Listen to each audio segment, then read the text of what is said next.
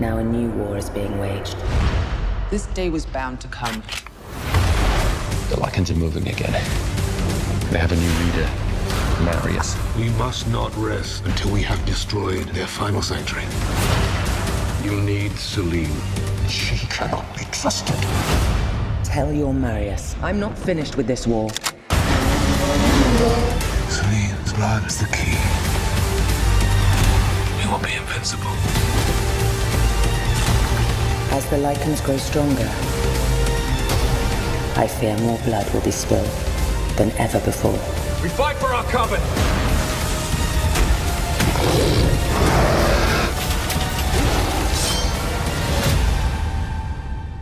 Impossible.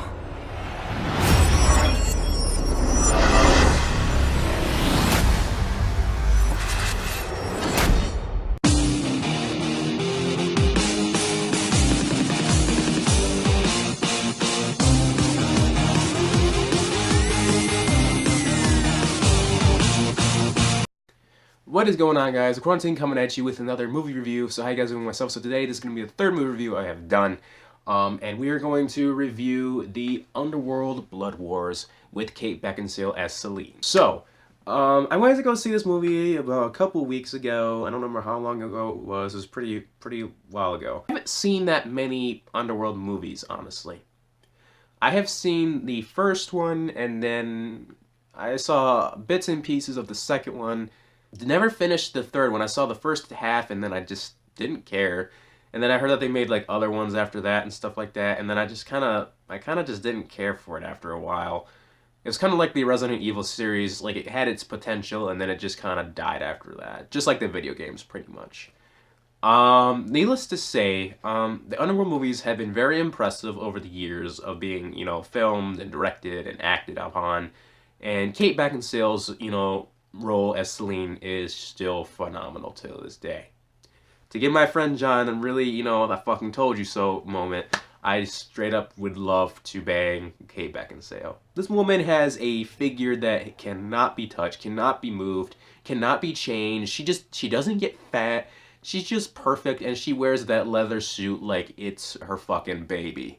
Like, it is unbelievably attractive on this woman. This woman can just, oh my god. If I could have a straight up one day where I could just pretty much take her out to dinner and whatnot, I would take that opportunity over $1 million any fucking day. Kate Beckinsale's role as Celine in this movie was no surprise from the first one all the way up to this one. She did a really good job with her acting. No question there. Her acting was phenomenal. However, the acting skills of, what was his name? Theo James was a little shaky, just because, you know, I don't really think he was a, you know, character you would care a lot about through the whole film. Although his character did play a big role through the whole entire wars against the Lycans, pretty much. But I just didn't think his character was all that, you know, important, in my opinion. I mean, he did okay. Let's just say that he did okay with his role. But I just don't think it was a role that was really, you know, necessary. And, you know, it did upset me just because, you know, I'm used to the other movies that Kate Beckinsale as Celine played as. She pretty much banged every single dude that she met. And any character affiliated with her banged somebody who was Lycan somewhere. And it's just like, are they gonna bang? Or are they not gonna bang? Is he like a friend zone friend? Or like, what the fuck? I don't understand. Why haven't they banged yet? Is it because he's vampire? She doesn't want to bang a vampire. She wants to bang a Lycan because they know Lycans like to get up in there. No, but seriously, I was just kind of hoping that would happen because, you know, it's been happening for all the UnderWorld movies so far, and I was just like, all right, I guess it's not happening. It's just my guy thing kicking in. Like, I wanted to see some fucking, like, you know, skin and. But nope, that's all right. That's fine. I'm not that really big on that. It's just, I was just joking around. But yeah, his role for this character, I don't really think it was necessary, just because I didn't care. You know, I just only cared about Celine's character and the fact that she was looking for her daughter, who happens to have blood that can revive the dead. And she's part Lycan and vampire, so pretty much she's 50-50, so she's a pretty big deal out in there in the world of UnderWorld. So really questioning, and it didn't really answer a lot of my questions that I had through the whole film. Like, for the fact, when was this girl born? Where has she been? What role does she actually play through the whole entire war against the Lycans and everything? And what can she do exactly? And does she love her mother, or does her mother love her? Or like, what's the relationship between her and Celine? I don't understand. I had so many questions, and in the end didn't even answer it really. It just left it with a big question mark cliffhanger that really pissed me off, because the next thing you know, I pretty much said that it sucked in my opinion. It was good. It's just it sucked with so many questions unanswered. Other actors in the film that I thought were really good and very necessary, I thought, which was one of my favorite female actors out there, was Laura Pulver.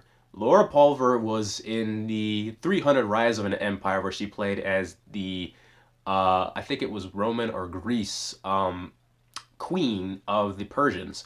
And she pretty much was a whore through the whole movie, but she was a really fucking vicious whore.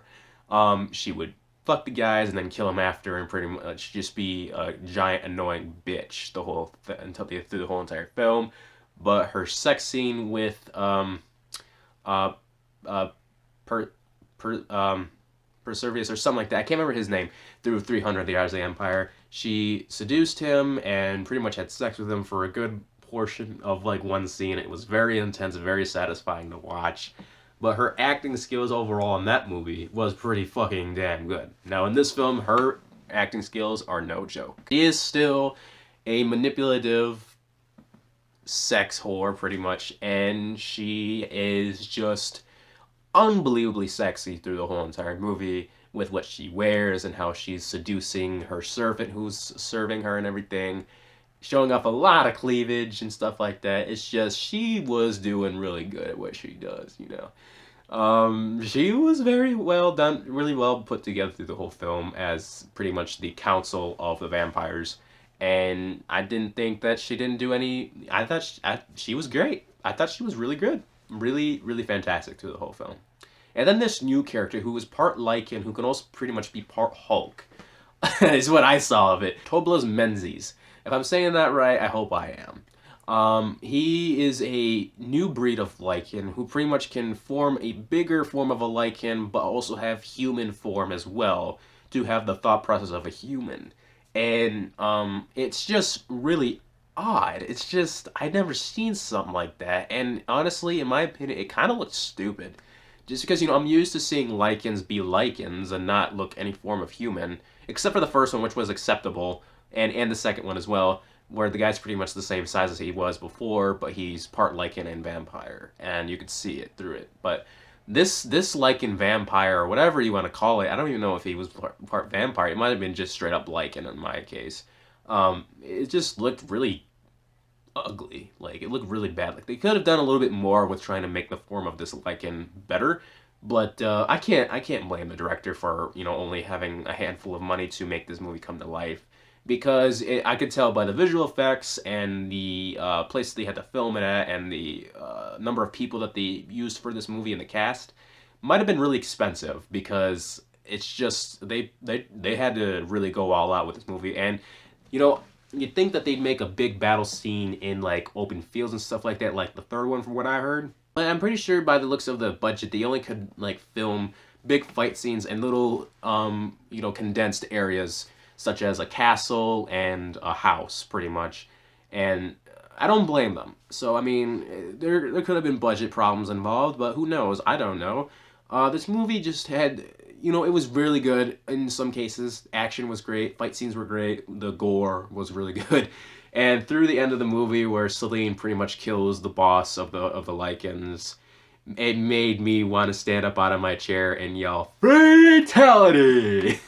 Because just the end of it, if you watch it, you'll understand what I'm talking about. So yeah, I'll have a challenge for you guys. If you go see UnderWorld Blood Wars, or if you just wait until it comes out on DVD, send me a video through Twitter of you saying "fatality," and I will give you a shout out in the next video.